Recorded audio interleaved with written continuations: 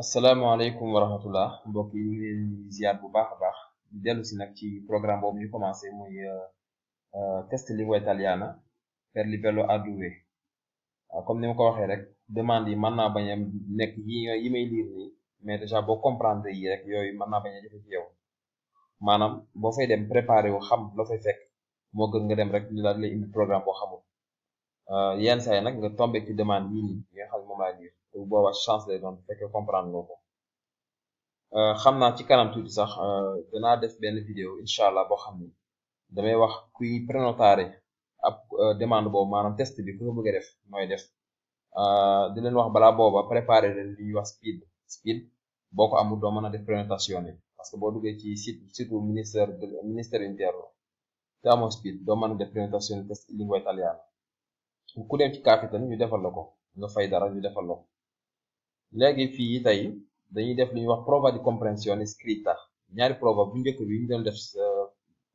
ci yu njëkk yi ñaari njëkk yi prova di comprensione ko orale la woon orale mooy loo xam ne dañ koy diglu doo gis test bi dañ koy diglu waa ji di taxaw fee di lire ngay diglu lu ñuy wax ba pare di répondre ay question bii nag ab feuille bu ngay jox la nga tiim affaire bi lire ko sa bopp après nga répondre waaw loolu comprensione scritta la léegi mu ne nga lire ko bu baax léegi test lire test bi ba pare nga xool affirmation yi ni vero falso yi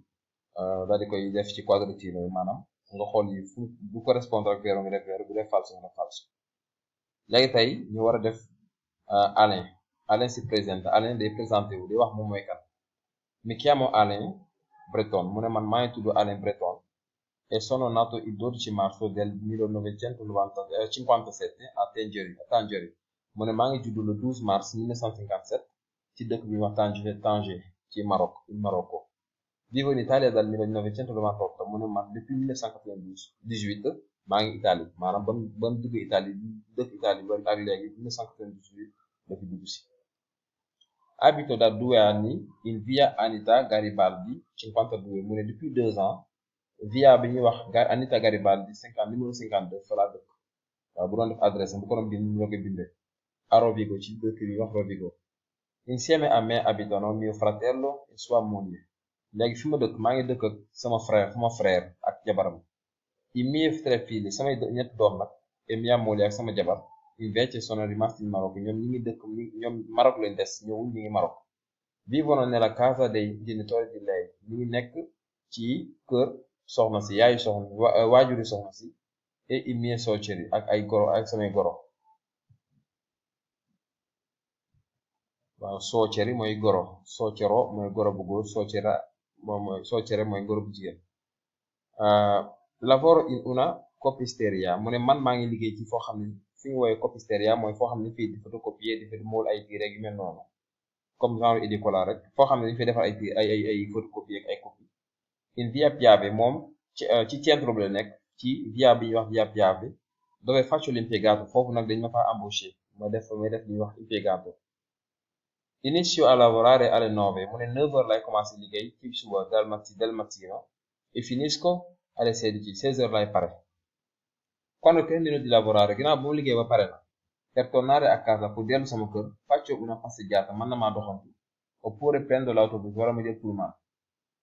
non ho la macchina aw ma oto waaw non ho la macchina aw ma oto il proprietario della copisteria in cui lavoro è mio fratello mu ne ki nga xam ni moom copisteria bi muy liggéey sama frère moom copisteria bi sua moglie è casalinga jabaram nag moom casalinga la maanaam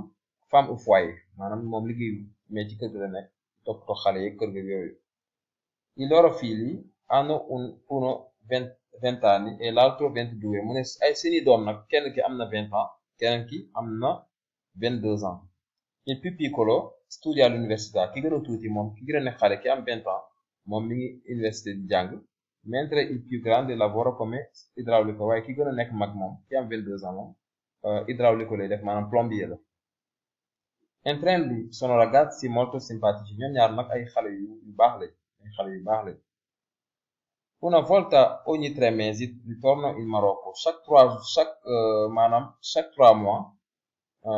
danaa dem benn yoon Maroc e ci resto 2 settimane bu ma fa demee nag def fa ñaari semaine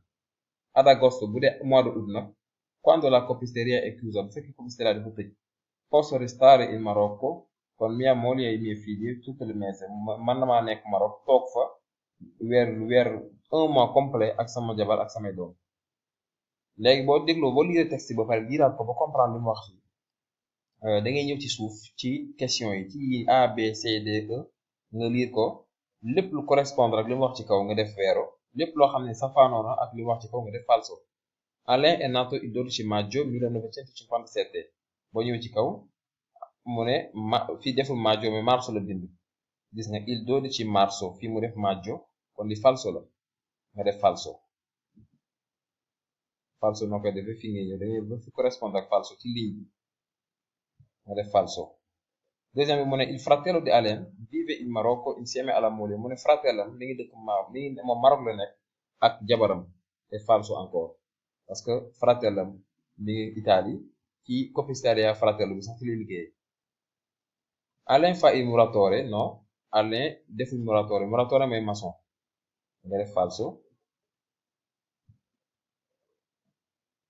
Alain torna dal lavoro in macchina mu ne Alain buy dellu këram bu liggéey bay dellu këram otoom lay yóbbu Alain yorul oto amul macchina moom passeggiata lay def day dox wala mu jël pullman. Alain torna in Marocco una volta all'anno in estate mu ne Alain ci été bi benn yoon lay dem Maroc ci été bi rek ci lay demee Maroc benn yoon et falso ndax Alain ci test bi dafa wax ni chaque 3 mois dana dem une fois ba pare été mu demaat gis nga una volta ogni 3 mesi ritorno chaque 3 mois dana dem benn yoon in Marocco e ci resto 2 settimane par def fa 2 semaines mais bu dee bu agosto nag ci août